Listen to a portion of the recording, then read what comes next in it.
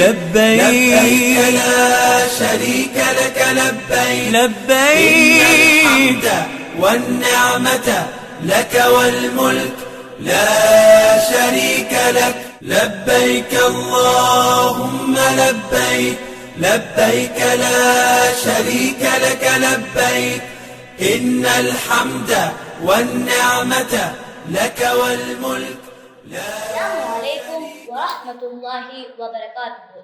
துல்ஹஜ் 10வது நாள் இந்த இடத்துக்கு ஹாஜிகள் வருவாங்க. இந்த இடம் மன்னர் குர்பான் கொடுக்கிற இடம் என்று சொல்லப்படும். முக்கியமான 4 காரணங்களுக்காக ஹாஜிகள் குர்பான் கொடுக்க ஓணும்.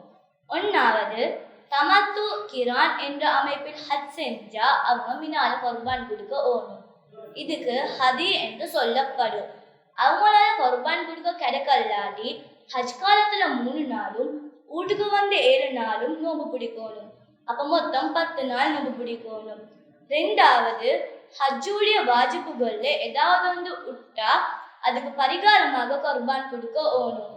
மூணாவது, இஹ்ராமுடன் தடை செய்யப்பட்ட ஏதாவது ஒன்று செஞ்சா அதுக்கு குற்ற பரிகாரமாக குர்பான் கொடுக்க வேணும். இதுக்கு ஃபிதியா அல்லது தம் என்று சொல்லப்படும். கடைசியா சொன்ன 2 விஷயங்களும் செய்யலும். அப்படி இல்லாட்டி 6 ஏழைகளுக்கு உணவு கொடுப்பது அல்லது 3 நாட்கள் நோன்பு பிடிப்பது அதுல ஏதாவது ஒன்று செய்யலாம். நாலாவது, ஹஜ்ஜுக்கு போக நியத் வச்சு போக முடியாம போனா அவங்களும் குர்பான் கொடுக்க ஓணும். ஜஸாக்கல்லாஹு கைரா.